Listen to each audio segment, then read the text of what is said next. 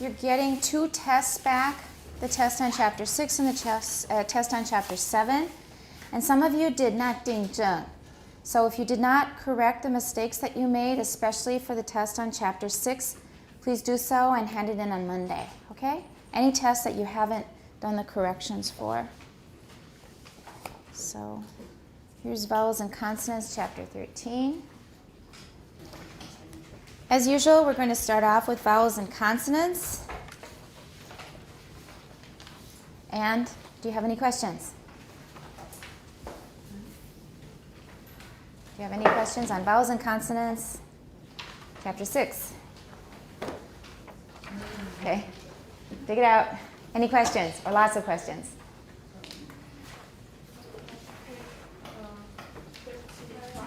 $35? $55. For the nasals, is it because we close our mouth so it's less louder? That's right. But for on the spectrogram, we can still see, for example, for ring, we can see that the second and third formant comes closer. They come together, right? Yeah, so that's is that part of a consonant or is that part of a vowel? Because the consonant should be the part that we can't see clear when the mouth closed. You'll still see it, but there are a couple of things going on with nasals, 2 major things. Number 1 is the amplitude's going to be lower because 闷在里面. Another thing is there's something called anti-resonances. 它会本来会有 resonance 可是被闷住. It's not just because we've got our mouth closed, but it actually cancels out some of the formant information. 所以你会看不出来，因为就是没有，因为 when you have a nasal, you're taking away some of the resonances. I would have to show you, it's an anti-resonance. I'd have to show you in a book and go over it step by step. But those are reasons why you'll find blanks. You'll find just blanks. Those are anti-resonances because that resonance has been canceled out by the way the sound wave is going through your vocal tract. So back to your question, sorry. When you're coming up to a velar sound, doesn't matter if it's K or NG or G, any of them. If you're getting up to a velar sound, we get what we call velar pinch. And velar pinch is one of our good friends because as soon as you see the so-called velar pinch, pinch 是夹在一起的意思. As soon as you see velar pinch, you know you've got a velar. And when we start reading spectrograms, we need every reliable bit of information we can. And the velar pinch is one of the most reliable pieces that we have. It's among the very reliable pieces of information. So when you're getting closer to a K, a G, or an NG sound, an angma, formant 2 and formant 3 are going to get closer together and they will finally merge. Right. So when you see it getting really light, that is the actual nasal. But because your tongue and all of your organs are getting ready to produce that sound, during the vowel, you're going to see it pretty clearly. It's going to be heading in that direction. When it actually closes, then you'll see suddenly the lines look much lighter. So the velar pinch is part of a vowel that tell us it's a consonant, a velar consonant coming. When they're actually together, you're at the consonant. When they actually come together, you're at the consonant. But you're going to see them heading together. They're going in the same direction, like they're going to come together. That often happens during a vowel. When they actually come together, you're at the consonant. Okay? Anything else? The examples given on page 51 are bab, dad, and gag. Right. And I wonder because we don't usually voice the initial in English, so can we tell the difference from the spectrogram because they are not usually voiced, or is this example actually the voiced one? Oh. Well, first of all, with all voiced sounds, you usually get a voice bar at the bottom. And there was a page in the book where they showed you that. First of all, you have to keep in mind, and we're not really to this part in the textbook yet, 尺度会不一样. This is going up to 4,000 hertz. Sometimes we go all the way up to 8,000 hertz, and that's going to compress them so we'll see everything less clearly because everything will be squished together. Just so you know that for background. If you see regular vertical vibrations, then it's voiced. So if you see it, and there's a voice bar there, so then it's voiced. They probably voiced them. Yeah, bab, dad, gag. They probably voice them because they want to tell you or want to show you what it looks like when you've got a voice consonant, voice stop. Okay. Yeah. And what about if the stop is unreleased? Can we see it from the spectrogram as well? Like unreleased will be at the end of a syllable, right? So it will suddenly cut off. You see a blank because you get silence. Or if it's voiced, you will see that it's cut off, but you will still see a voice bar at the end. For example, dad, that will still make a voice bar down here. Right? That make sense? Yeah. Good. Okay, anybody else?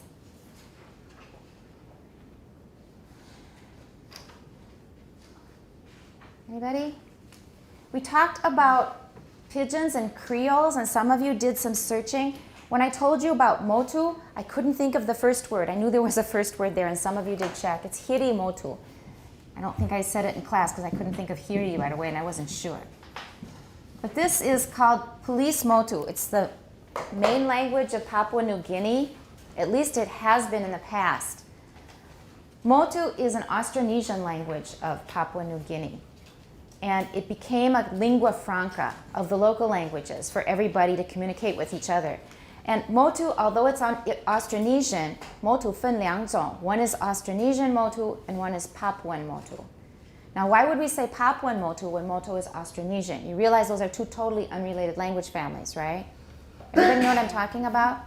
Austronesian is the Nandao Yuxi, which we believe originated in Taiwan and then spread out to many, many, especially islands. And motu, or Austronesian languages, also ended up in Papua New Guinea, but they also had a lot of their native languages which are not related to Austronesian. I don't know if they're all related to each other. I don't know if we really know that, but we just call those Papuan. And then the new ones that came in, you find them more commonly along the coast because they came in later. People on boats came in and brought the Austronesian languages to Papua New Guinea. And the one that they agreed on for their national language and lingua franca, for people to learn so they could talk with each other, because remember there were over 800 languages in Papua New Guinea, was motu, which is Austronesian. And they called it hiri motu. Hiri is police, because the way it spread so far in Papua New Guinea was through, it was called the constabulary. That means the police people who were governing the place, who were enforcing the law. I think I wrote down what they were called. They were called the Royal Papua Constabulary. It was a colony then. They were enforcing the law, and that's what they spoke, and that spread among the people. So that's how motu became the lingua franca, and they call it hiri, they call it police motu because it was the police who were spreading it around. But the reason they divided up into Austronesian and Papuan motu is because if your native language is some Austronesian language, then they will say you speak Austronesian motu. If your native language is some Papuan language, then they say you speak Papua motu. It's based on what your native language is. So people who speak Minanyu at home completely and people who grew up in a Juanzun, will their Mandarin be a little bit different? A bit different, right? Well, that's the situation here. Okay? So if your home background is Papuan, then you speak Papuan motu. And that was dominant in colloquial motu for a while, according to what I read. This is from Wikipedia. But Austronesian motu was considered more formal and more literary and more high prestige. Okay, so that's the difference. And then there are people whose native language is motu. That's also different from hiri motu. 他们从小讲的就是 motu. They didn't learn, for example, they weren't forced to learn Mandarin in school. They weren't forced to learn motu. They just learned it at home. So if somebody comes from Beijing, and then they grow up speaking Beijing Mandarin with their parents, is that exactly like the Mandarin that we speak on the street? No, so that's similar too. There are some people who grew up with motu as their native language. It's sort of like the Beijing Mandarin of Papua New Guinea. 他们不会刻意去学 hiri motu， 因为会觉得降了一级的感觉。Motu 觉得比较纯正。Does everybody understand what I'm saying? Motu was one of the original languages, an Austronesian language. Some people grew up or grow up still in families where they speak Motu at home. So their Motu is going to be a little different from the lingua franca hiri Motu. And you'll notice it. Not a huge difference, but there's a difference. And then Austronesian Motu and Papuan Motu, they will be slightly different. That's what I learned on Wikipedia actually about when I was looking up hiri Motu. So that's what the language is called. I thought of that because I couldn't think of hiri in that class. All right, anything else on vowels and consonants? Yeah.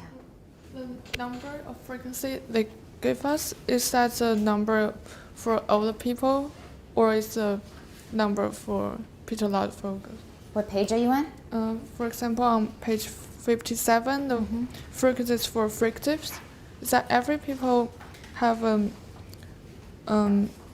the frequency between 3,000 and 4,000 for F, or is just for pitch loud focus? Oh, it's going to depend because it's going to be higher for women and then a bit lower for men, probably. Everything is going to be lower for men, and then everything will be a bit higher for women overall. 整个那个尺度会有点变.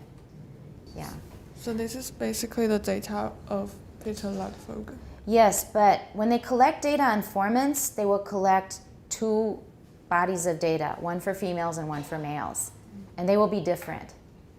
Actually, well, they'll take an average of the three formants among women, and then an average of the three formants among men. 就是两组 data 就对了. And we get an average, and those are fairly consistent. Each person will be a little different. Always remember, though, that your formants are not really related to F0, the fundamental frequency. 没有什么直接的关系. They're related to the 构造 of your vocal tract, what your tongue is doing, etc. So just keep in mind those are two separate things. But yes, he would be representative of the lower end for males. Yeah.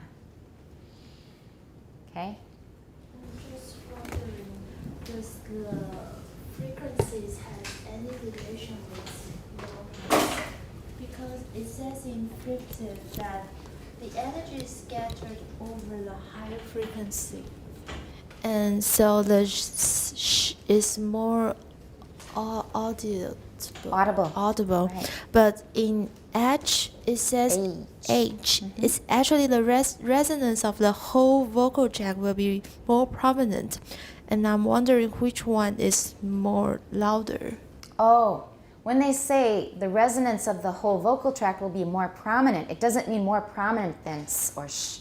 What they mean is 在它的那个 formant 的结构里面，它比较会反映不是从这里，是从这里，它比较会反映出整个声道的 resonances。But s and sh 它们很前面，它比较不会反映出整个声道的 formants， 因为它太前面了。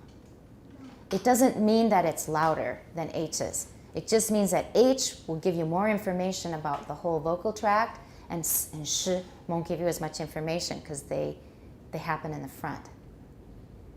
So, as in S and Sh, does their frequencies has any relation with loudness? With loudness. Oh, okay.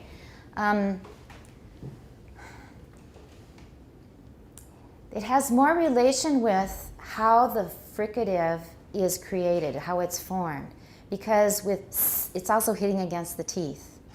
Okay, with 它比较直接，比较没有那么多的阻碍，也不是那么复杂的 hitting a surface and then coming out. So is very quiet. Because of the way it's produced, we've got frication between the tongue and the palate, and then it's hitting the teeth as well. So that's creating more friction. That's a wide range of frequencies that are pretty high. It's not necessarily the case that a high frequency will be louder or softer. It doesn't have to be. Does that answer the question? It just happens to me, and they have more The way we produce them. We use a lot of energy, and we've got a lot of surfaces there that the air is hitting and making a lot of noise off of. Right. You can produce a very high pitch with a very low amplitude. That takes care of it? Good. Okay. However, there's one thing that I saw in one book that Ladefoged hasn't addressed, and I asked him in an email, and I never got a good answer.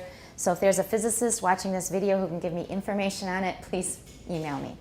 And that is, in one of the books by Fry, F-R-Y, he said that in fact, for a very high-pitched sound, there's more energy there. Because it takes more energy to produce more vibrations per second.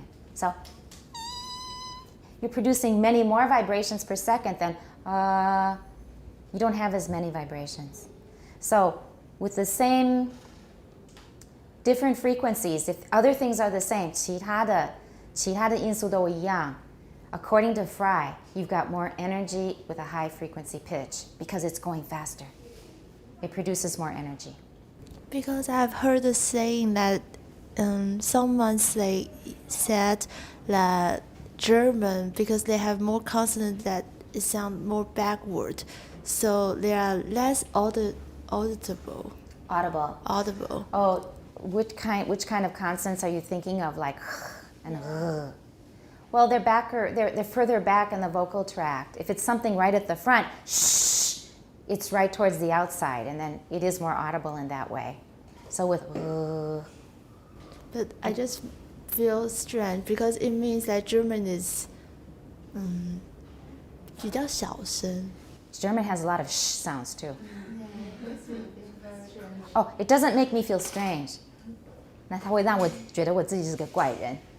Okay, be careful. Don't say that in English. It makes me feel strange. 这个事情让我感到我是个怪人.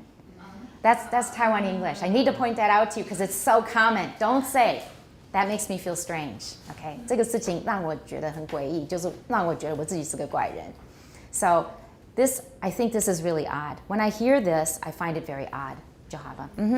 No, it doesn't overall. It certainly balances itself out because German has plenty of things in front. So they have p and t close to the front and lots of sh and things like that. So it balances out. You can make them louder. It's just inherently 它被闷住了 because it's not towards the front of the vocal tract where it's hitting the air. Like pa and ka. Pa, it's so close. The release of the stop is outside in the outside air. So it's going to be pretty loud. And then your microphone often will pop. But you can also make ka very loud if you want to. It's just going to be a little more limited because it's inside the vocal tract. That's all. So it doesn't mean that if you use the whole vocal tract, it will be louder. Not necessarily, no. It just means it's going to show you the form and structure of the whole vocal tract rather than just more on the front. There will be some resonances probably of the whole vocal tract because it's making other parts of the vocal tract resonate as well. 它还是会引起那个共鸣，可是不会力量那么强，因为它的 energy 是集中在前面。energy 是在下面的话，它整个 vocal tract 比较会全部都 excite。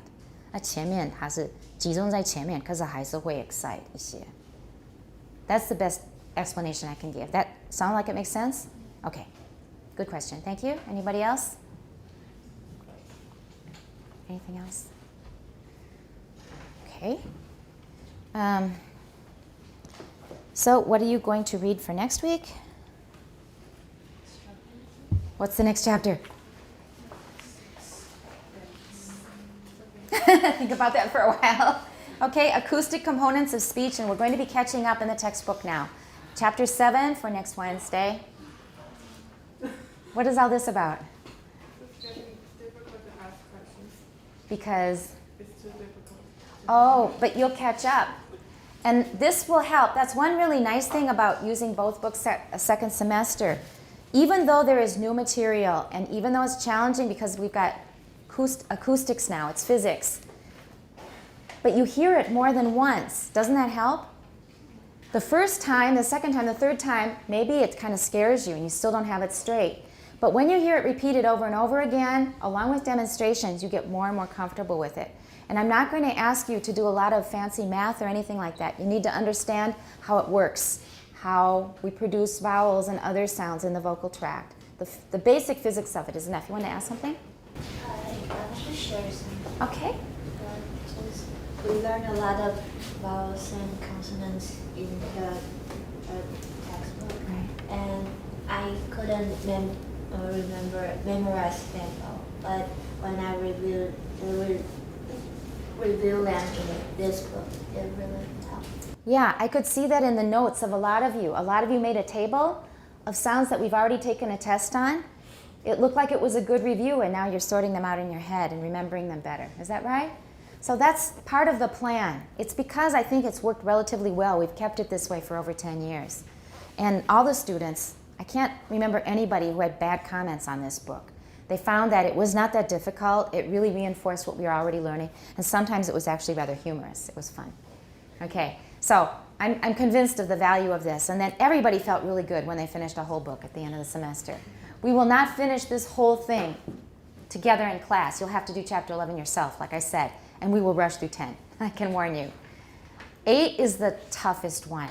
But as you know, although it's new and it's math and physics, it's not really that bad. Take it step by step. You can all handle it. Anything else? Okay, so that's set. Very quickly, book sharing. I just put in, or I just received an order from Amazon. I try not to buy too many books because I have no more room in my house. This one I've been sort of tending this list for about a year. You know that Amazon has a cart. You can put things in your cart and then you can take them out and put something else in. I've been doing that with the same order for about 1 year. I finally decided it was time. So I finally ordered it, and I did it through a forwarding service because Amazon does not ship secondhand books to Taiwan. You know that, right? 如果是二手书，它根本不运到台湾来。Oh, you guys don't buy from Amazon. Well, that's okay. I'm not trying to do a 广告. I became an early fan of Amazon because in my early years in Taiwan, I simply could not get books easily. It was really difficult to get a lot of books. You could order them through local bookstores. What I sometimes did is had my sister get it for me, and then I'd get it when I went to the States, or I'd put an order in at the University of Minnesota. It was just not convenient. The first time I got a box from Amazon, I was so thrilled. Because now I could get what I wanted, but only new books. 二手书它不运台湾，香港、大陆可以，韩国、日本也可以，台湾就是不可以，不公平。西班牙也可以，有些国家它就是不运二手书。还大陆也可以，夸张啊。Okay, 好。真的夸张。They have a whole mainland site. They have a Chinese language site for mainland China for Amazon books. But I'm just telling you for your information, not as advertising. If you want to get a secondhand book from Amazon, you go to a forwarder. They will take off the packaging, put everything in one big box, and then mail it to you for a charge. 他就收费，他帮你重新包装，他负责，他有个美国地址，他们可以寄到他们的地址，因为 Amazon 寄美国国内没有问题，然后他就转运到台湾来。This is the first time I used it, and it worked fine. 就是要缴那个海关税 because I had some things that were not books. Books 是没有税的，可是可能有营业税。So if you get it through them, you may pay a little extra going through 海关, but it was really worth it for me because secondhand books are often much, much, much cheaper. Like a new book might be $50. You maybe get a secondhand copy for $6. Sometimes. 看运气. I'm just telling you that because you need to get books and this is useful information. 不是做广告. And this really was a huge, huge, wonderful thing when it finally worked out. So this is a book that I got in this shipment I've been working on for a year. And I have only started reading it. You'll see where my bookmark is. I'm still on chapter 1. Yeah, I think I'm in chapter 2 now. I just finished 1. It's written by a voice trainer. His name is Dudley Knight. He's quite well known in the States, at least among people who do voice and acting. And he started a list called Vastavox. You know, like the linguist list I told you about for people who like linguistics? You really should be on the linguist list. Well, if you do voice work, acting, and accents, because sometimes you need to speak like you have a Scottish accent or an Indian accent. There are people who train people to learn these accents for the stage or for movies. And a bunch of those are my friend on Facebook if you want to meet some of them. And Dudley Knight is one of the people who really did a lot, has done a lot for the whole field of voice training and accent training and so forth. He started a list in a website called Vastavox. You can find it on the internet with lots of resources for voice training and learning accents and taking care of your voice. Anything related to using your voice And that's where I met a number of my Facebook friends, a lot of really good friends, really interesting friends. And people kept telling him, you really should write a book. He's given workshops over the years. He was at the University of California at Irvine. He's now retired. But over the years, he's given many, many workshops for actors in voice training. And they said, you really should write a book because your workshops are really wonderful. So he finally did it. And it only came out in September last year. It comes with a DVD. It shows you how this stuff works. And some people who do this stuff, 他们只是凭感觉. They can use their ear and tell you it's right or it's not right. But you can see, just from his illustrations, that he knows what he's doing, and he's very technical. So you will get a lot of heavy information, a lot of information that's not in our textbooks. And just by reading the first chapter, I was inspired. I go, yes, here's a person who's really sensitive about how listening and how speaking and how sound work. His first chapter is called Silence. He said, until you know silence, you are not ready to work with sound. You have to start from complete silence. He tells the story of somebody who was in the Sahara Desert, and they drove into a dune. And drove into, well, the space between two dunes in a desert, right, where there's almost no life. He said that was the first time he felt absolute silence. Complete silence. No people fumbling around with bags, no air conditioning, no bugs or birds, no power mowers, no shuffling of feet or people breathing or anything. It was complete silence. So his first chapter was just about starting from complete silence. And just that alone inspired me. I thought, what a great book. And I decided I better share it with you. Okay, so this is Dudley Knight, Speaking with Skill, an introduction to Knight Thompson's speech work. He has his own system for training actors in voice. Okay, that's that. And that one I got new. It's too new to have any secondhand books available. Or even if they're available, they're not cheap. Okay, and this one was not that expensive. It was about $26 US. 26块美金，还好，1000块以内. For that value, it's very good. The rest of this class today, oh no, I have a few things I want to mention. One more thing is, some of you still didn't write the phrase stop at stops correctly. Some of you wrote stop and stop.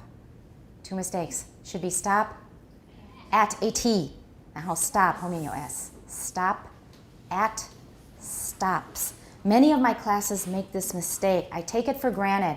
I don't mention a lot of things because I think they're understood by everybody, but sometimes they're not. When I see your notes, I find some misunderstanding, so that's one.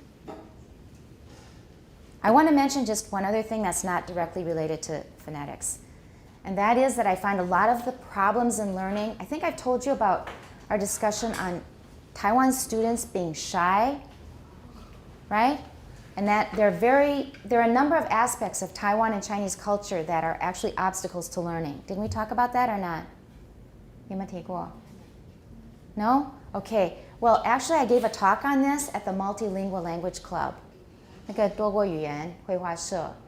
I'm the faculty advisor, and we had a panel discussion on it.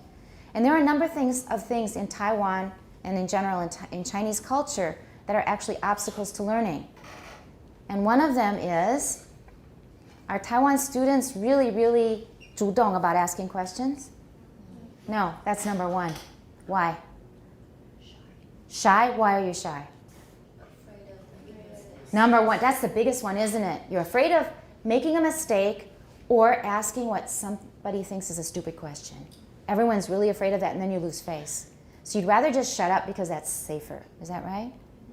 Do you realize what a big obstacle that is to learning? Because you're not getting feedback. That means you will keep a wrong idea for a long time. It never gets corrected because you never ask. And the teacher can't give you feedback. This is not the right class to be scolding. I'm not scolding you because this class is one of the best classes I have as regards asking questions. Almost all of you will ask questions when you have questions. So that's one reason maybe why I assumed it was okay in my other classes. But in 大一英文, did everybody understand? That's how they respond. I say it again. 可以吗？都懂吗? I tried in Chinese. Maybe they didn't get my English. Time after time, it's already almost, we're getting to the end of the year, second semester, and they still do that. And we've talked about it explicitly, and they still don't do that. And another example happened today, and I'm putting it here just because a lot of the problems in learning, for example, in English, there's some really basic things about English that you've learned in this class and other classes that you think, don't you think everybody should know? Like where to stop, how to phrase, right? 哪里断句. Isn't that something every English learner should know? Do you agree? Right? We shouldn't run a race through a sentence. We should know where to pause. We should learn about the continuation rise. We should learn to stop at stops. We should learn the difference between and all of those things. Everybody should learn those things, right? Are you sure? You have to give me feedback or I don't trust you. And 现在不是讨好我的时候. I realize it's on video, but don't you think those are important things for everybody to learn English well? Any hesitation? Okay. Those are language problems. But in fact, a lot of the problems are not language problems. It's because people don't speak up or react or interact. So the teacher has a little too much authority. The students have a little too much fear. There's not enough interaction, so the students never find out what's wrong because the teacher hardly ever hears them. And one thing happened today that was also not related to language. It was something else. A lot of people were late to class today. It was an 8:10 class, 8点10分. Now, a lot of you sympathize, right? Because it's hard to get to an 8:10 class. But I think about, 8 people were late. A lot of people were late. And finally, another one came in. And I said, I'll use Mary. Mary, why are you late today? She went like this. I said, I'm not scolding you. I'm not yelling at you. I'm not punishing you. I just want to know the reason. Why are you late today? Did you oversleep? Were you up during the night? Did your alarm clock not work? Did you get stuck in traffic? I just am curious why you are late today. And I kept pressing her. I said, well, did you just get up too late? She went, I said, I'm not going to yell at you. I'm just asking you a simple question. I'm not your mother. 我不是小学老师. I have no right to play that role and I don't want to. I'm not going to yell at anybody. Have I ever yelled at anybody? 我没有吼过你们了. I don't even do it to my own kids anymore. My kids are grown. Okay, 我已经没有那个习惯了. 小孩子小时候有. Okay. All right. So I did not want to yell at her. I just was curious. What is it that makes people late for class? And the whole time she simply wouldn't answer. And I said, Mary, please tell me. And then we had to have a whole class discussion because she still wouldn't answer. We took up almost the whole hour discussing. I said, what are you going to do in the real world? Are some of us going to be late to work sometimes, probably? We probably will be late to work sometimes, right? So what are you going to do when your boss says, Amy, what happened? Are you going to go like this? What are you going to do? Tell the reason. And then? And say that I'm sorry. Right. I won't do it. Yeah. Stop, that's enough. Tell them the reason, apologize, we're done. The whole thing takes 30 seconds. So, I'm sorry I overslept and I moved too slow. And I'm very sorry, I won't do it again. Good enough. I don't believe the second part. Just sorry is enough. Second part is I just don't believe it. Don't tell a lie. So, I just got up too late. I moved too slow. I'm sorry. That would have been the end. Not all of this. See, this is just an example. I'm putting it in here because in this class and the other classes that I teach, I keep thinking I'm going to find better ways to make things easier to understand, easier to learn, so that students can learn on their own, motivated by themselves. Like the ECHO method is a way of making you independent in your learning. You don't have to have a teacher constantly hanging over you, giving you feedback, because with the ECHO method, your ears get sharp enough that your ears are your teacher. Do you see what I mean? That's an example of what I mean by I keep trying to think of ways that can make the students more independent, more powerful. So they need the teacher less, and they depend on themselves more. Raise their motivation, raise their ability to 自我检查, their motivation to learn new things on their own, etc., all that stuff. And so a lot of my ideas have concentrated on the language itself. For example, do this, and your won't sound like ah. For example, back, bit, right? That's a language problem. But in fact, a lot of the problems are not language problems. When I ask you a question, you look down. Everybody see my point?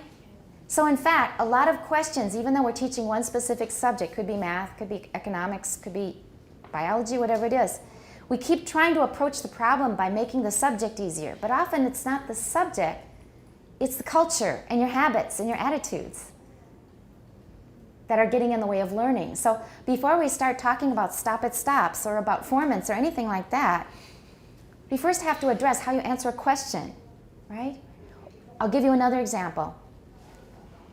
We're acting out skits from a TV series, and I assign parts. This character is played by so-and-so, all the way through the list. We've done that before. Right, and it is the Gilmore Girls, in fact. We're moving on to Seinfeld soon. And I read through the list, and suddenly one student said, "Excuse me, Miss Chung, I heard my name read twice." I said, "Yes, because the number of students doesn't come out right. A few of you will have to perform twice." And everybody panicked immediately. Can you tell me why? We didn't want to. No, that wasn't it. No, it wasn't that either. They are afraid they didn't hear their name twice. Yes, exactly. You got it, Annie. And what's the reason? Because at first they think they will hear their name only once. So after they hear their name once, they didn't pay attention. Absolutely. You got the whole thing. That's exactly what happened. And as soon as one person asked me this, and I said, "You're going to perform twice," the whole class went like this. And they said, "Excuse me, Miss Chong, do I have to perform twice?" And then somebody else, "Excuse me," I said, "What's wrong?" "I have the same question." Then I said, "Do I have to read through the whole list again?" Yes. And they said yes. I said, "Okay, now this time everybody listen from the beginning all the way to the end, even after you hear your name." And they did, because this time they were scared. Then I finished it. I said, "Is everything clear now? Everybody knows what you're performing?" And they said yes.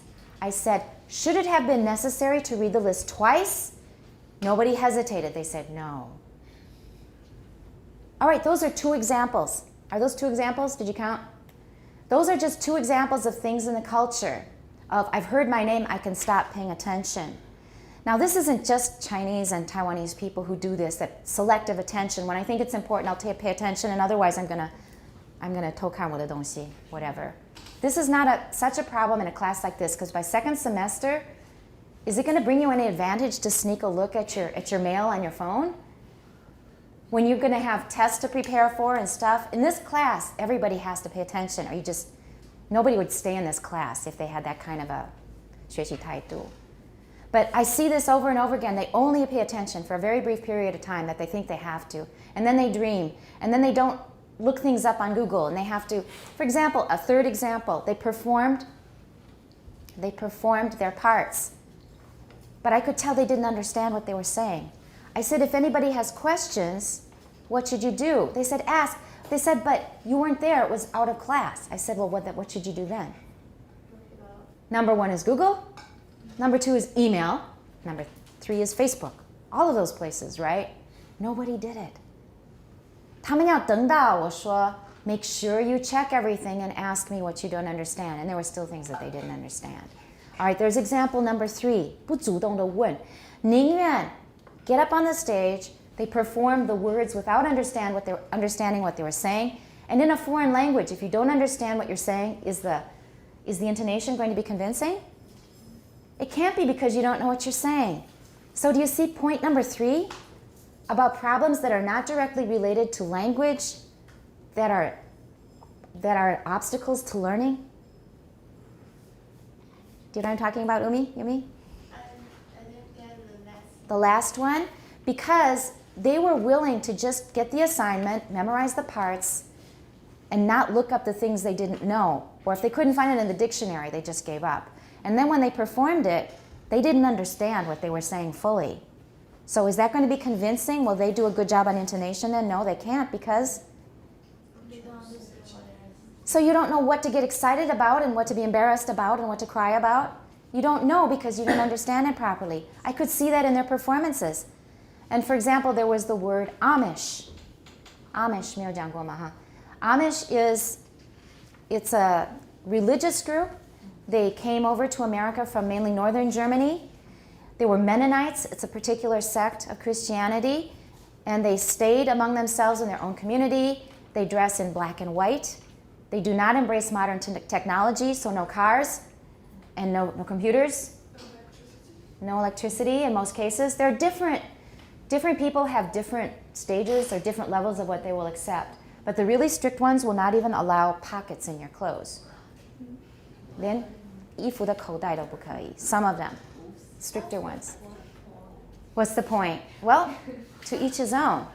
If we see too many people like us, we forget that there are many ways to live in this world. It doesn't have to be our way with a cell phone. It doesn't have to be that way. So I'm just saying that there was a mention of Amish, and they were talking about school uniforms and starting at a new school with uniforms. And the main character said, well, I'm happy to have uniforms. It shows people want to study hard, and they're not always comparing designer jeans. And then her friend said, well, liking to read is one thing, but then there's Amish. There's liking to read, then there's Amish. Now, out of context, most Taiwanese would not understand there's Amish. But what did Amish refer to here? They're talking about school uniforms because she was at a public school where there are no uniforms. She's going to an expensive private school where they have to wear uniforms. And she's saying, I'm happy to wear the uniform because it shows people want to study and they're not just comparing designer jeans. Her friend said, well, there's liking to read and then there's Amish. Can you understand what she's trying to say? Dull, right. Too dull, too plain. 爱看书这是好的，没有话讲。可是素到像 Amish 那种程度太过分了，因为那个制服很素，很不好看。Now do you understand? Well, there's liking to read, then there's Amish. So she's saying it's good they like to read, but I don't really like uniforms that much. I'm not really in favor of uniforms. So nobody understood Amish. Nobody had ever heard of the Amish. I got out some pictures from Google. And it showed them in their carts, their buggies, their horse-drawn buggies, in their black and white clothes. The women wear bonnets. You've read about bonnets in Jane Austen, maybe? We haven't worn them for a few hundred years. Right, the women still wear bonnets. And I showed them. 对，这边会打个结，对，those are bonnets. 很像那个，这小童书里面的睡觉的时候会戴，对。Okay, those are bonnets. And I showed them some pictures from Google Images. And someone in the middle said, oh, 现在还有吗? Now this was something, what should they have done before they performed something that mentioned the Amish? What should they have done? Jerome? Because that's for me, whenever I see a new word that I don't understand, I will look that up in the dictionary and then Google it. That's right. So you would have checked it. And then you probably would have looked at the images in this case. Because once you look at the images, you may think, well, this is from 100 or 200 years ago. But it's today. And that student said, 现在还有啊?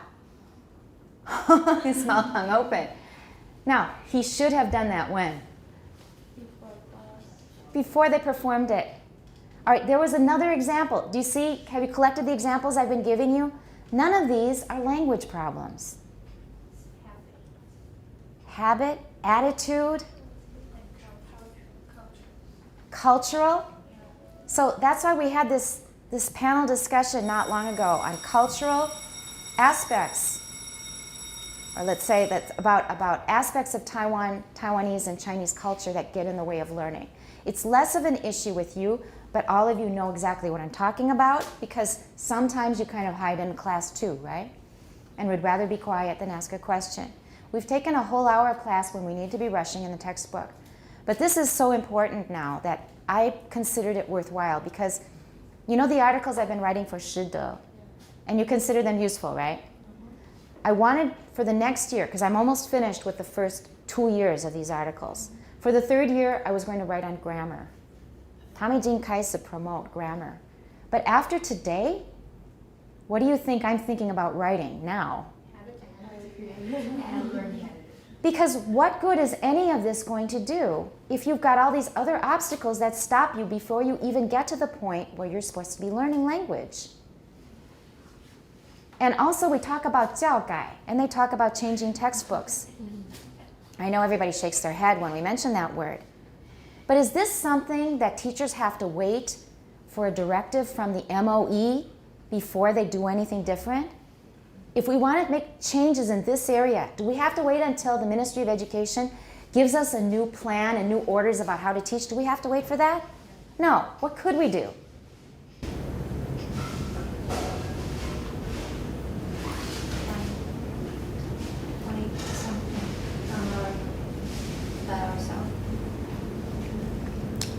Taken just as a person who's concerned about this question, what would be your approach to do something different?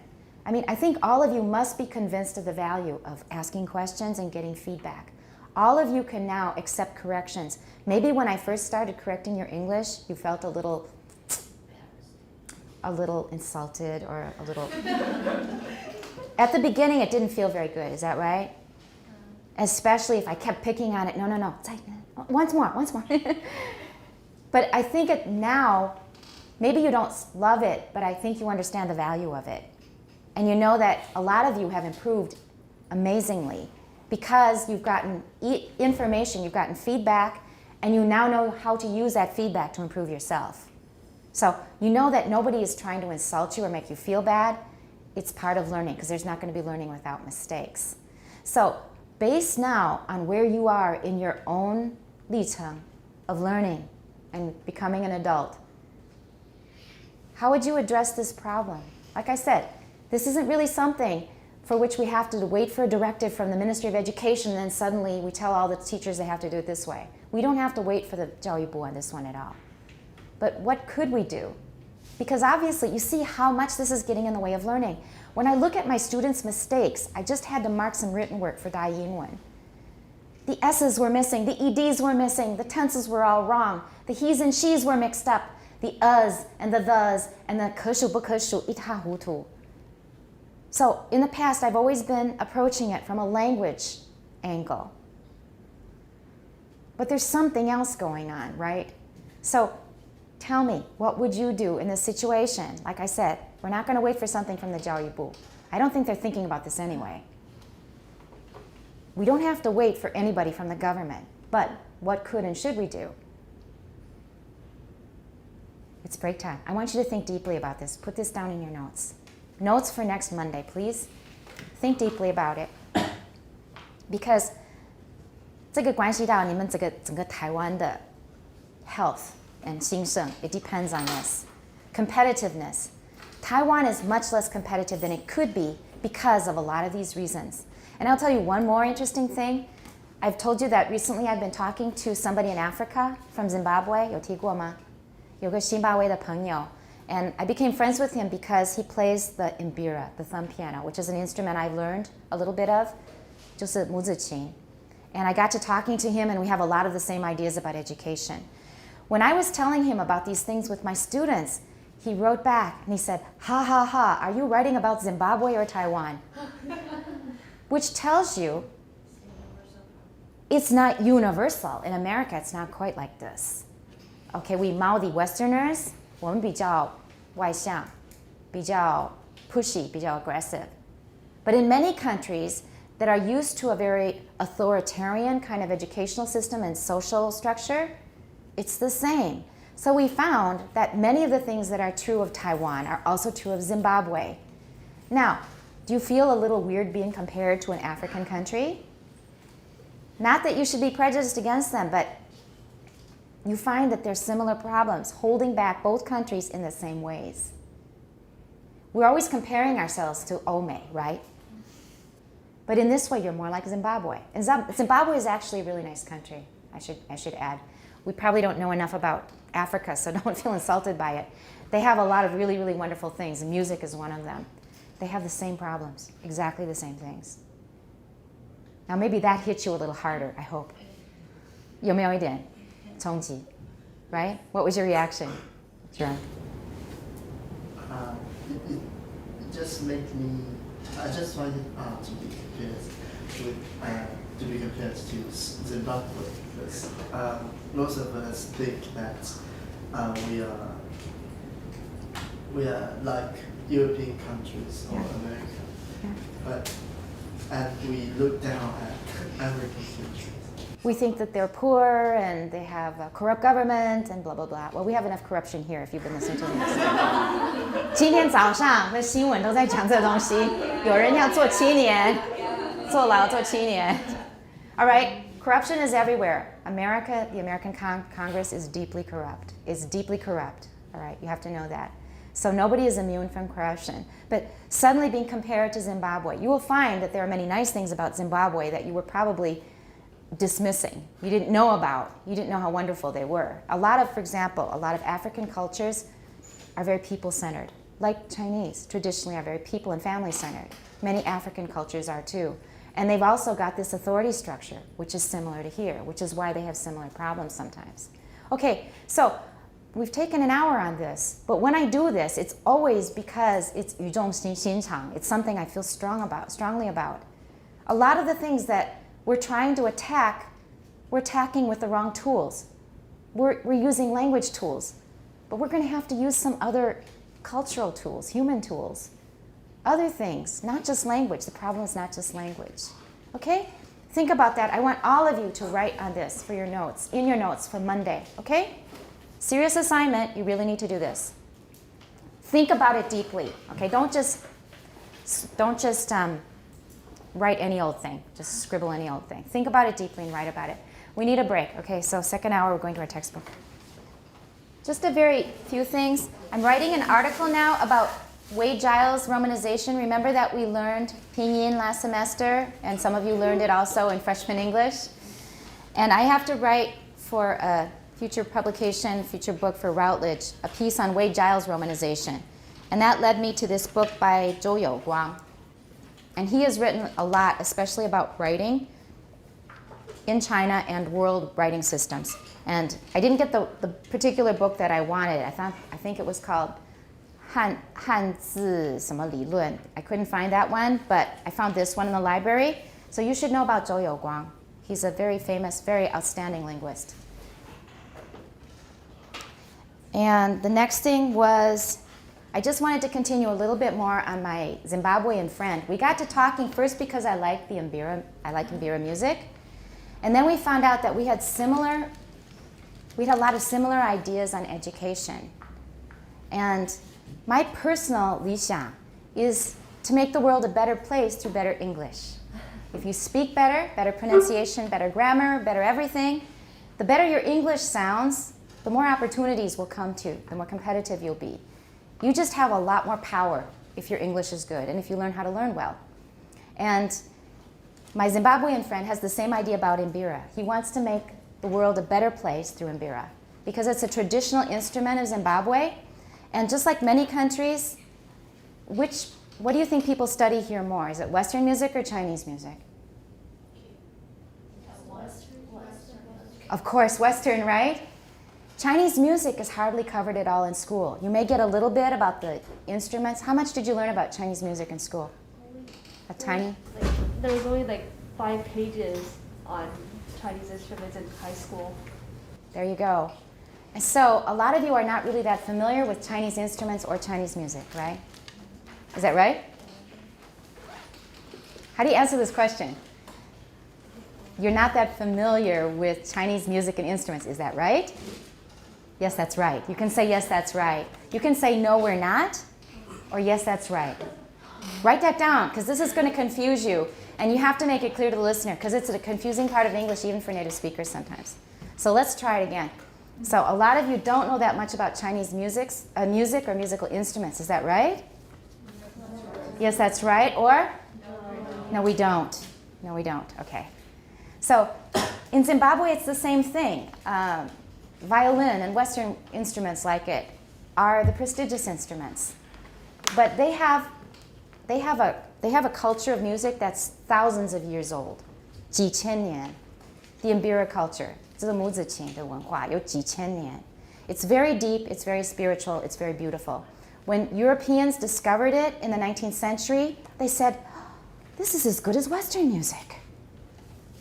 What exactly is What exactly is that drum? Thumb piano? Yeah. It has strips of metal on a board, and then you play it like this. Oh, I've seen it. Okay, I could show you a video, but we've already taken a lot of time on this.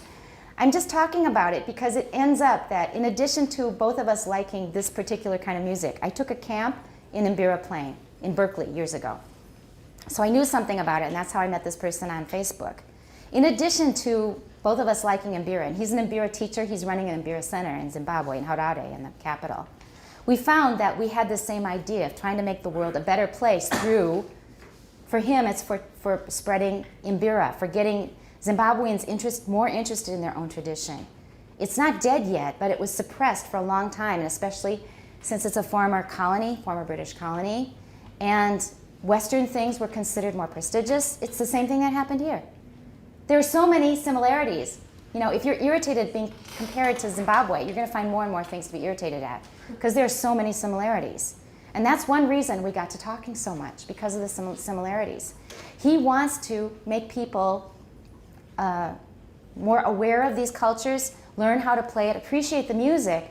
It feels good because it's your own culture. You feel proud of it. You feel very grounded and rooted in your own culture, instead of just learning something from another culture because everybody else does it in the world.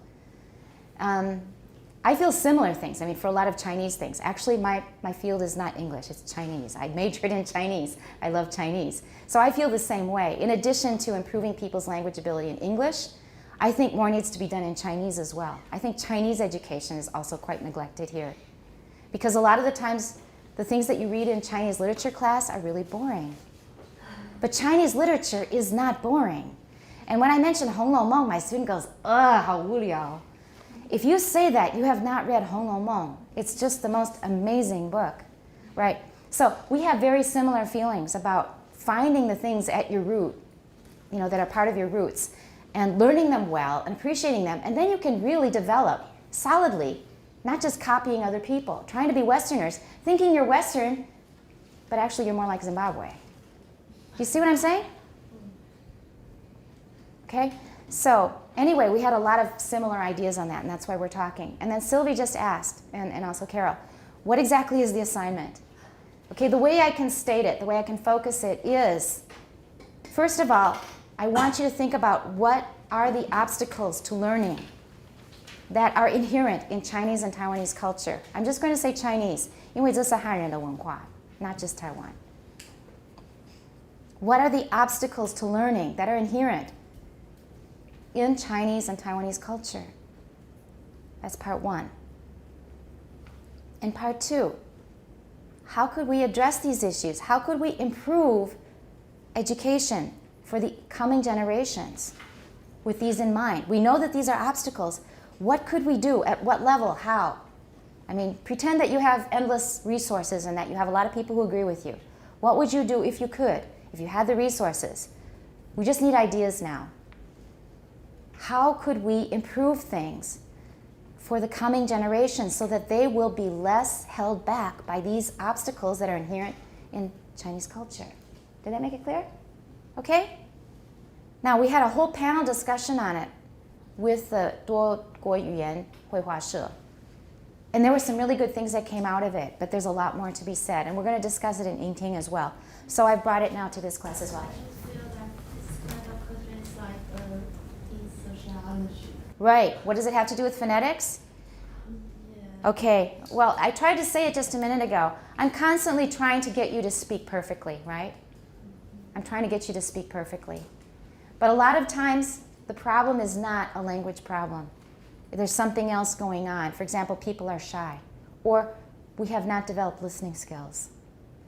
This has a lot to do with phonetics and with all language learning. Because the reason I did phonetics, the reason I took this class in the first place is because they wanted to have a class required for the 教育学程 to make sure that the teachers, that Taida graduates that are going to teach English will not teach their students really bad English habits with bad pronunciation. That was the origin of this class.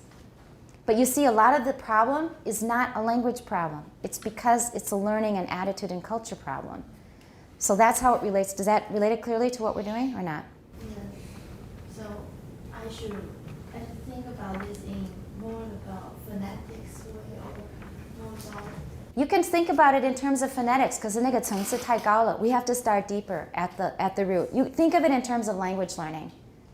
Because language learning, a lot of you are, some of you anyway, will probably be English teachers in the future. So, and this is a course that belongs to the 教育学程, so it definitely relates directly to that.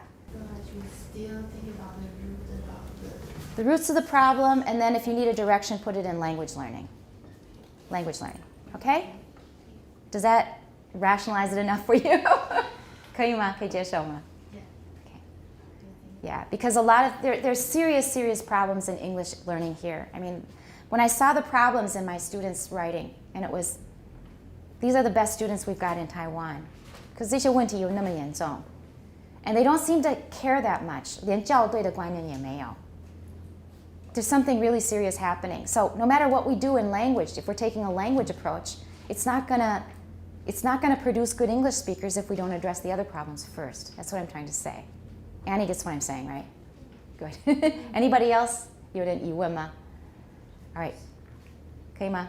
So I would like that in your notes for Monday. I want you to think about that. Go down to the roots. How can we teach our children better in the future? Help them learn better on their own. It's not just us teaching. It's going to be them learning on their own. Give them more tools. Empower them. Give them good attitudes for learning and so forth and so on. We're on page 190. Yeah? Can I write about how to teach parents first? You can write anything that inspires you. It sounds like that inspires you because of your jiajiao experience. Oh, no. Not exactly. It's on my current school. My teacher in current school when I was in junior high school, and he met a lot of parents that we call 直升机父母, overprotective. Helicopter parents. Yeah, and he come from many problems, and I also have my students 很乖, it's okay. 我的学生很乖，但是他遇到就不好，所以that inspired me a lot. I think sometimes the problem is parents, not the children, because they just do what they do according to their parents. Right, exactly. And that's part of the culture. So yes, that's very relevant. Anything that inspires you. I mean, don't feel forced to stick to one agenda. Something that inspires you is much more useful. 你觉得有点灵感，你觉得蛮 excited 的东西. Okay? In English. Yes, please, in English. If it ends up that you're going to write only a very short paragraph in English, but you could write a page or two in Chinese, if you add something in Chinese, that's fine with me too, but in English would be best. Okay? Usually on something like this, I allow my students to write Chinese so they can say everything they have to say. Anybody else have any questions or comments? Yeah, helicopter parents. Parents are really protective. And children now, they expect a lot. They expect not to put out so much, and they want lots of money for doing it. And it's really true. A lot of employers won't even take Taida students because of this attitude. We're on page 192, models. And who is our reader? Vivian, I remember, yeah. Okay, let's go. Two models. The formats that characterize different vowels are the result of the different shapes of the vocal tract. Any body of air. Any body of air. That was on the pronunciation test. Oh. Any body of air, such as that in the vocal tract. Such as that in the vocal tract. Slow down a bit. Such as that in the vocal. You're going too fast. Such as that, pause, which is, 是不是省略了 which is? Such as that, which is, and when we have 省略, then we usually have a pause. So slow down a bit. Such as that in the vocal tract, or that in the bottle. Bottle. Bottle. Same as body. It's the same. Bottle will vibrate in a way that depends on its size and shape. Size and shape. Size and Not shape. size and shape. Size and shape. Roll over it. Size and shape. Okay, 不要太急. Size and shape. Size and shape. Okay, remember it's not size, it's size because it's voiced at the end. Size and shape. Size and shape. If you blow across the top of an empty bottle, Bottle. bottle, You're doing fine. bottle, you can produce a low-pitched note.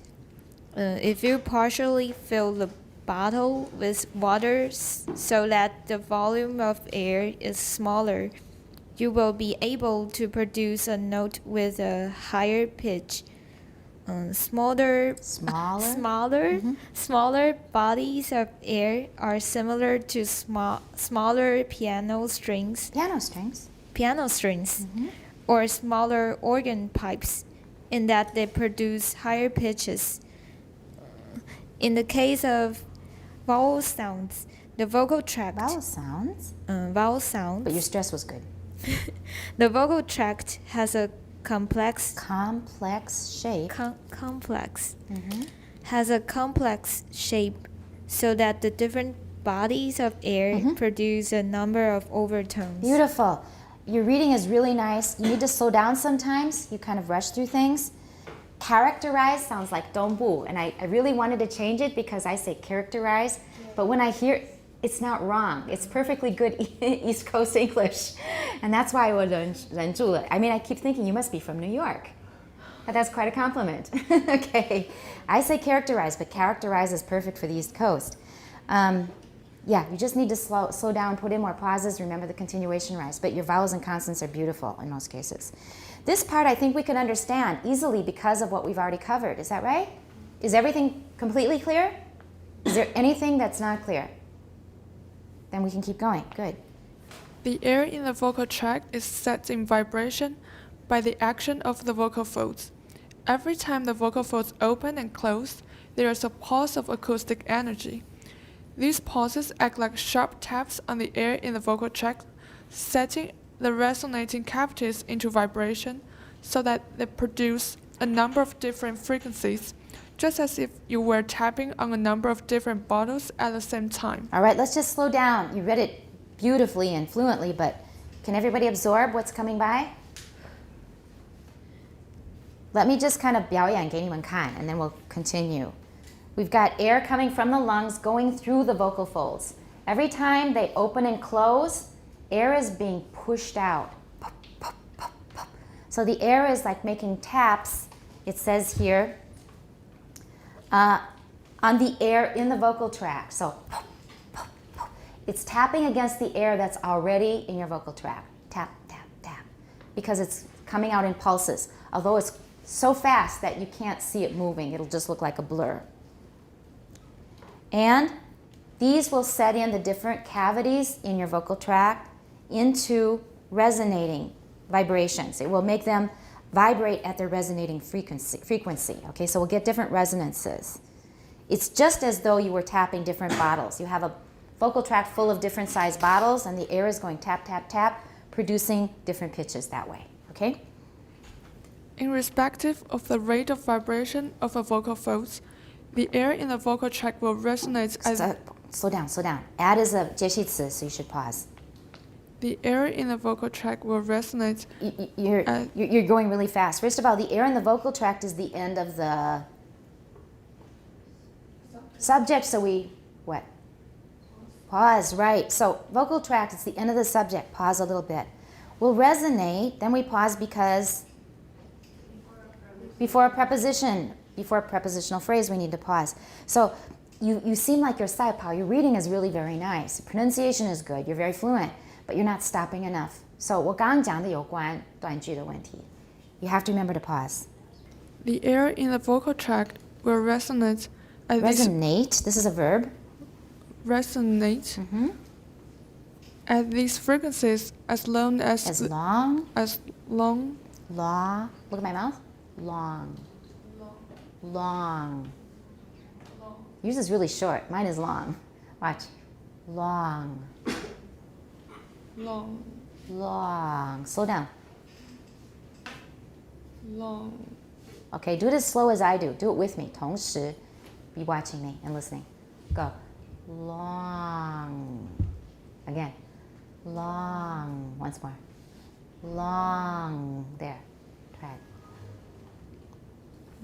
As long Mhm. as the position of the As the position, watch your Z's. as the position of the vocal organs remains the same. Remains. Make it longer. Remains. Nope. Listen to me do it. And then keep the echo. Remains the same. Remains the same. That's better. Okay, same, not sem, same. Okay, this is an important point because the formants have nothing to do with the rate of vibration of the vocal folds. I mentioned that earlier. So, G-pin, F0. It doesn't matter if it's very fast or if it's very slow, if it's in the middle. All of the formants always stay the same. Has nothing to do with F0. F0 gives it the source energy that sets off the vocal cavities, the vocal tract cavities into vibration. But 不管它是什么频率, it will make them vibrate at their own frequencies. So formants, 1, 2, 3, have nothing to do with F0. Totally independent, 两回事. Just keep that in mind. Okay? Because of the complex shape of the tract, the air will vibrate in more than one way at once. It's as if the air in the back of a vocal tract Slow down. might vibrate. Start with its and slow down. It's as if the air in the back The air, pause in 是不是介系词? Right? Try it again. It's as if the air in the back of the vocal tract might vibrate one way. One way. Good. Producing a low frequency waveform. Not frequency. Frequency. A low frequency waveform. That's good. Everyone, frequency. A lot of you say frequency or say it all kinds of ways, but it's supposed to be frequency. Frequency. Try it. Frequency. Okay, again. Producing a low frequency waveform, while the air in front of the tongue, a smaller cavity. A smaller cavity. Might vibrate in another way. Not in right. In another way. In another way. That's right. Producing a higher frequency waveform. A higher frequency waveform. Right? What's the 对比? Lower. No, we don't have lower. It's low. And higher, and then frequency waveform is repeated. That's why we don't want to stress it. Okay? A third mode of vibration of the air in the vocal tract might produce a sound of even higher frequency. Of even higher frequency. Think. Somebody help? Wendy?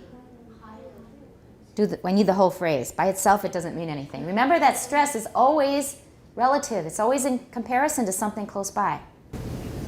Produce a sound of even higher frequency. That's right. Okay? Produce a sound of even higher frequency. That's right. Okay, say frequency again. Frequency. Now it's correct. It's good. What we actually hear in vowels. Slow down. What we actually hear in vowels, look at my hand kind of drawing out the rhythm. What we actually hear in vowels, you're going so fast that I'm just getting like this. So what we actually hear in vowels is the sum. But it should be what we actually hear in vowels is the sum of these waveforms added together. So it should have this rolling kind of intonation. And that da-da-da-da-da-da-da-da. Dun, da, dun, da, dun. Okay? What we actually hear in vowels is the sum is the sum of these waveforms added together. Good. Together. Together. Right. We don't say together. We say together. Okay. Overall, really good reading. But there's some places where I think you can improve. You can 可以加强. And try to work on that rolling intonation. Using the echo method with an audio file or a video will definitely help. It says here, the vocal tract has a complex shape, so the air is vibrating in different ways in different parts of the vocal tract. We know that. And the air in the back might vibrate one way, it has a lower pitch. Like for an E, the air in the back, F1, is going to be quite low, but the air in the front is going to be vibrating in a very small space, which gives us a high pitch. So that'll have a higher frequency waveform. Then a third mode of vibration might produce a sound of an even higher frequency. And so we're going to hear these three sounds taken together, and that's what produces what we hear as vowels. We've been over that before, but just to make you feel more comfortable with it. F3, he didn't describe any particular space because we can't really tell you which space it is. We can only say it involves lip rounding. Okay? First two paragraphs, okay, let's go on. The relationship the relationship between resonance Right. frequencies and vocal tract shape is actually much more complicated than the air in the back part of the vocal tract vibrating in one way and the air in other parts vibrating in another. Good. Here we will just concentrate on the fact that in most voiced sounds, three phonemics are produced every time the vocal folds vibrate. Note that the resonance in the vocal tract is independent of the rate of vibration of the vocal folds. Of the vocal folds. Okay, everybody? Resonance. It's not resonance. Resonance. OF, of, 大家留意. Is, not is. Is, OF is of. And the resonance in the vocal tract is independent of the rate of vibration of the vocal folds. Okay, go on. The vocal folds may vibrate. Fold. It should be S, isn't it? That's a typo. Found another one. Can we just have one vocal fold? Remember last semester? Yeah, it's possible to have one vocal fold, but how did it sound? Do you remember? Jack Klugman? Hey, ha, it sounded like this. Did you listen to it? But he was able to learn how to train himself to use that single vocal fold. Okay. The vocal folds may vibrate faster or slower, giving the sound a higher or lower pitch. But the formant frequencies. C's. Right, not Cs. That's KK. Frequencies. Good. Will remain the same as Same. Remain the same. Listen again. Listen to me do it. Remain the same. Remain the same. Capture the echo.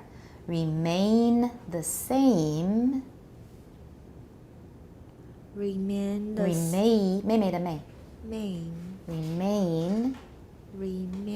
No? Let's just do that word. Remain.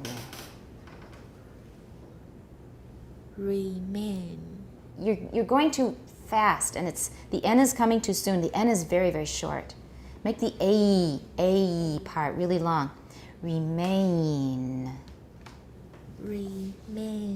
Not me at the beginning. It starts out with A and goes to E. A-E-I-O-U, A-E. Yeah, remain. You're going too fast to the E. 那个 A 你停留一下下. Remain. It's getting better. Okay.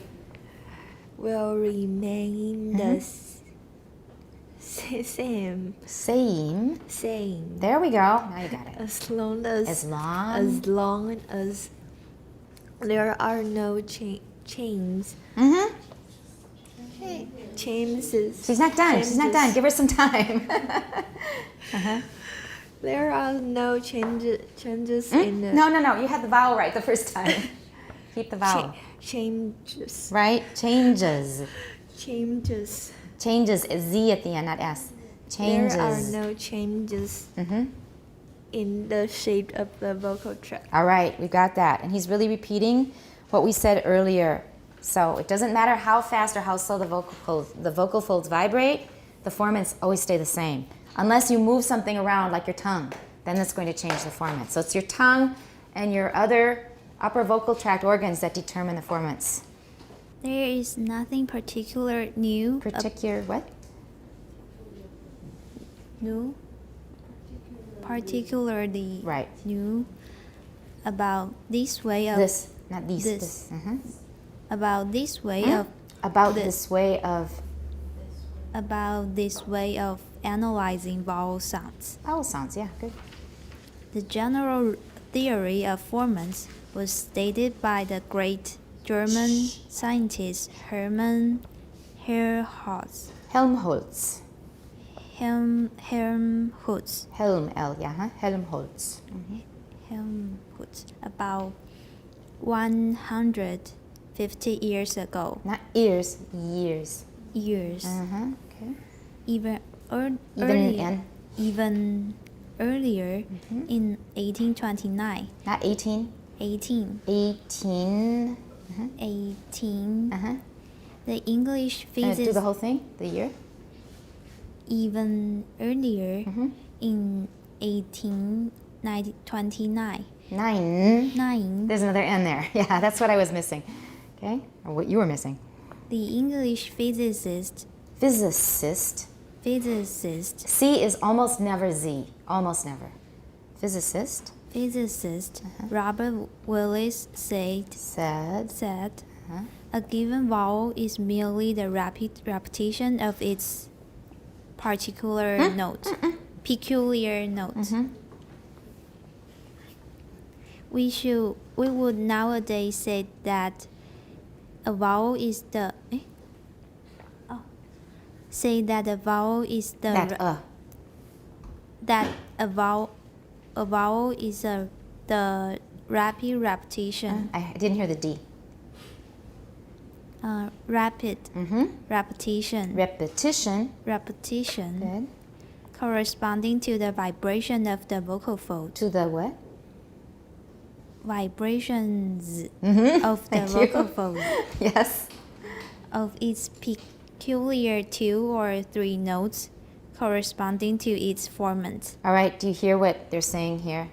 A given vowel is merely the rapid repetition of its peculiar note, but it's not just one note, is it? We've really got 4 notes to think about. The first one is the fundamental frequency, F0. F0 is what we call the fundamental frequency, the G-peen. That's the first one. Then? Formants 1, 2, and 3. Right. And the F0 doesn't really matter. The F0 doesn't really matter as long as there is voicing. It's good enough. We can in fact go even further and say that not only vowels but all voice sounds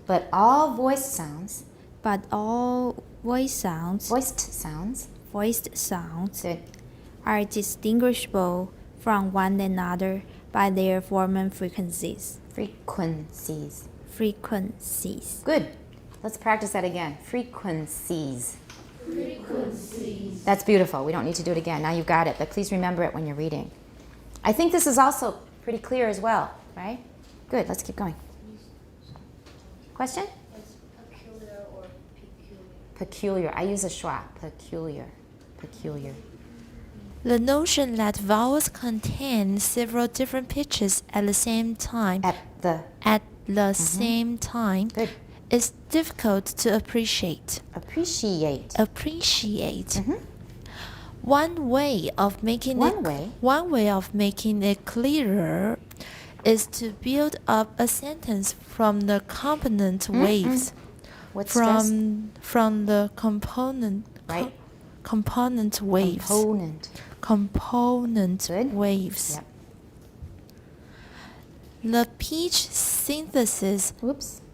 The speech synthesis demonstration on the CD shows how this how this can be I done. want you to stop there because I'm just going to explain here.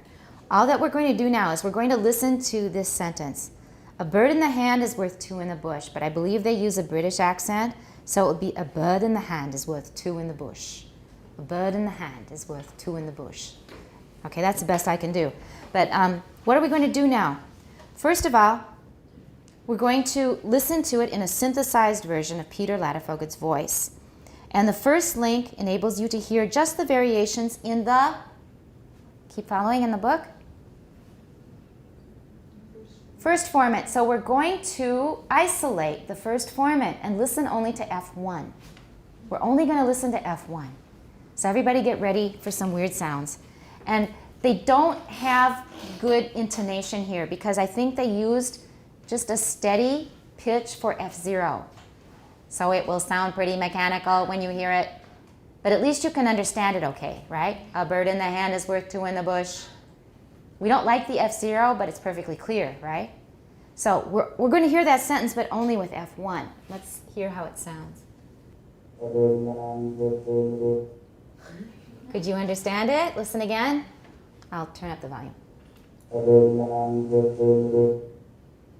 If you didn't know what the sentence was beforehand, would you have understood it? Probably not. That's F1. But if you think that's bad, wait until we isolate the other formats. Just listen one more time. Only F1.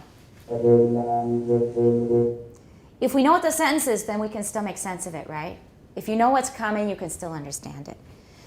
Okay, so it says that it sounds like a muffled version of the sentence. Muffled means like if you put a weijin in front of your mouth. Something like that. That's a muffled version. The vocal pulses have been produced at a steady rate so that the utterance is on a monotone. I already warned you about that.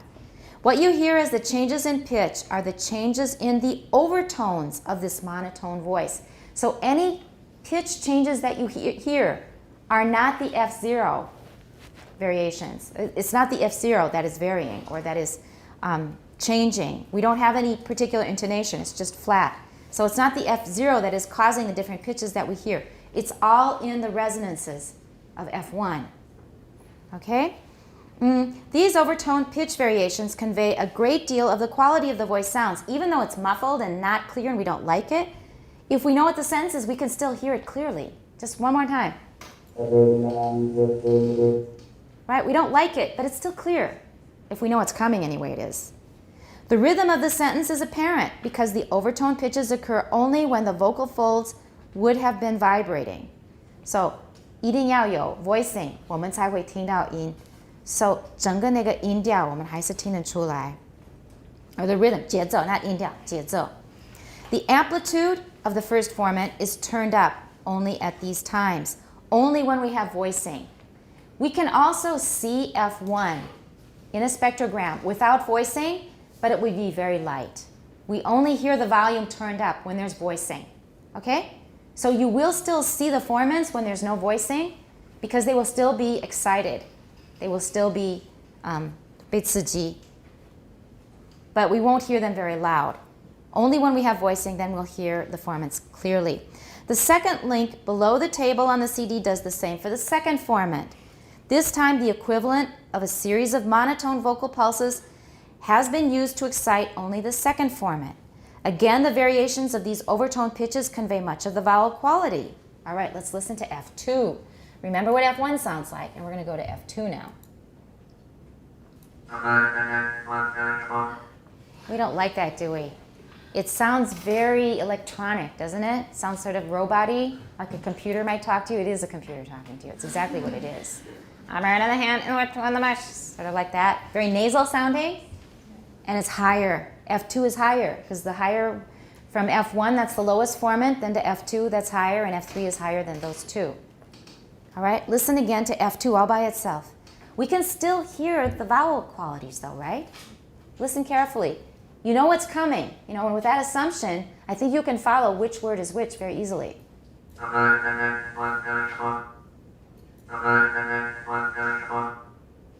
It's very buzzy and electronic and nasal, but we can still hear the vowels okay, right?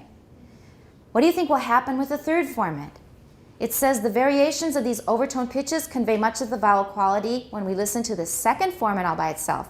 But the same is not so true of the third formant by itself, which you can hear by playing the third link. This formant adds to the overall quality of the sound, but in this sentence it does not play a very significant role. So now you're all ready for something that's going to be very unintelligible and not very pleasant, right? Well, let's find out what it sounds like.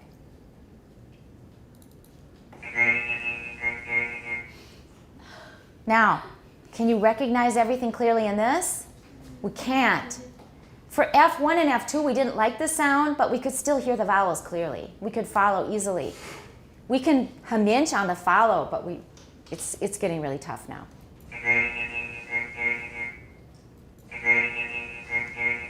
That's F3. Okay? So now you've heard each formant by itself. Annie, what are you thinking? 笑得很开心. She said that it sounds like something you will hear in a horror movie. In a horror movie, exactly.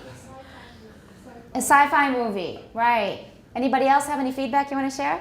It's an idea of how aliens talk. That's right. Our idea of how aliens talk. It's very high and nasal, buzzy, electronic. Okay, so that's F1, 2, and 3. We've heard all three of them separately now. The next link plays the sound of the three formants added together. 把三个 formant 这个共振风合在一起. With this, the sentence becomes highly intelligible. Pretty clear? Okay, now they have two links here, and I'm not sure if I got exactly the right one. Let me see. Yep, that was the right one. Let's listen again. Okay, we don't like the lack of intonation, but it's still pretty clear. Okay? What do we have next? A slight improvement in quality occurs by adding some additional fixed formants, which you can hear by playing the fifth link. What are they talking about here? Remember I told you that after F3, we also have F4, F5, F6, but what did I say about them? It's more about the shape of the skull and how big is the head. Things like that. Yeah, it's nothing to do with the vowels and consonant vowels. That's right. They're not linguistically significant. However, if we add in some additional frequencies, we put in some more formant information, it will sound a bit more like human speech. It'll just make it sound more human. Rather than helping us distinguish the vowels, it'll just make it sound more like human speech. Well, let's see if they live up to what they're promising or suggesting. Here. Did that help? That helped quite a bit, didn't it? Okay, it's still flat and still buzzy and nasal, but that was the clearest one we've heard so far, isn't it? That's quite clear. I mean, I can understand it easily. At this point in the synthesis of the sentence, everything is there except the bursts of noise associated with the releases of the stop consonants and the turbulent noises of the fricatives. So what we've got here is vowels. Just formants that represent the vowels. That means for stops, we have to stop and have silence for a voiceless stop, right? And for fricatives, we have to have very high-pitched noise, sss, right? It's missing those things. But if we add those in, then it will be even more intelligible than the ones we've heard so far. Okay. Okay, so this one has fricatives added in. These are the fricatives by themselves. That's how they sound all by themselves, the fricatives all by themselves.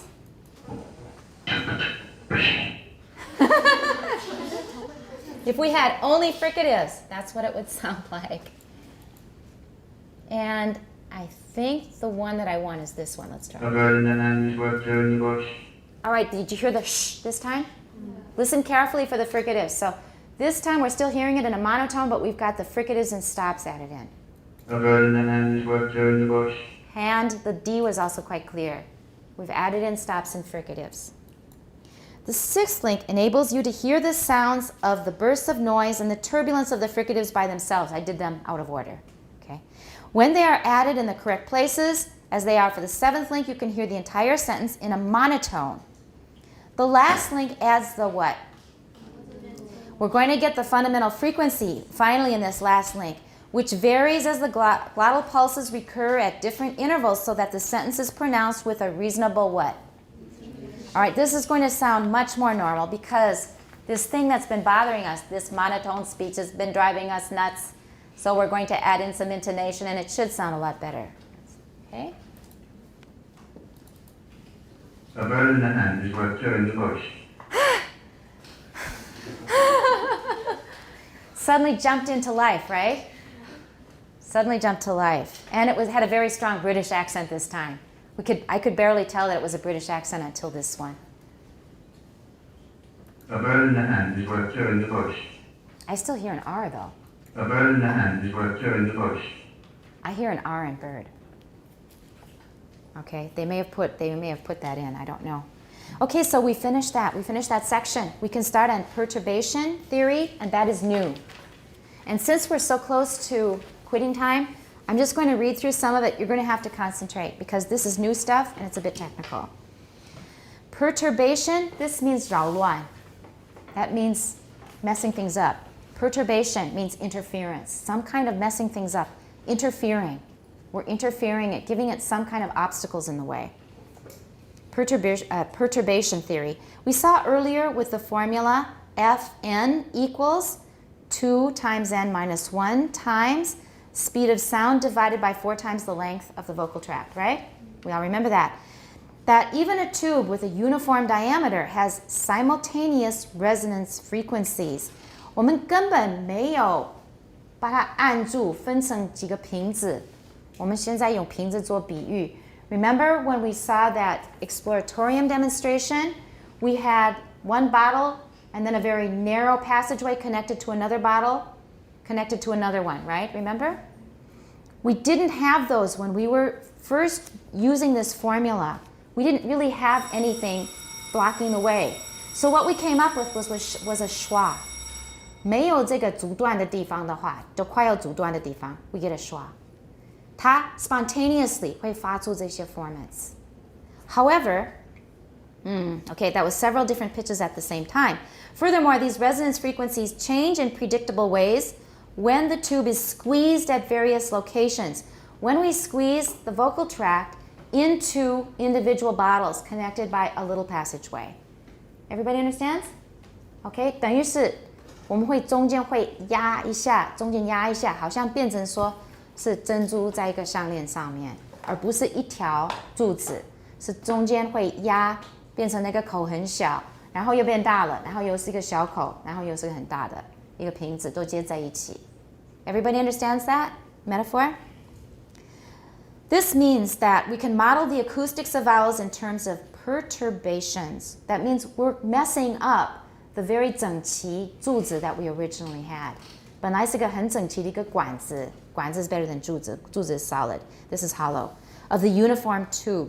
For example, when the lips are rounded, the diameter of the vocal tract is smaller at the lips than at other locations in the vocal tract. So everybody say ooh. You've got this tiny opening here, but we've got a larger diameter in the rest of your vocal tract, 对不对？就是你的声到其他的地方会比较宽，可是你的嘴唇这边就变得很细啊，比较小。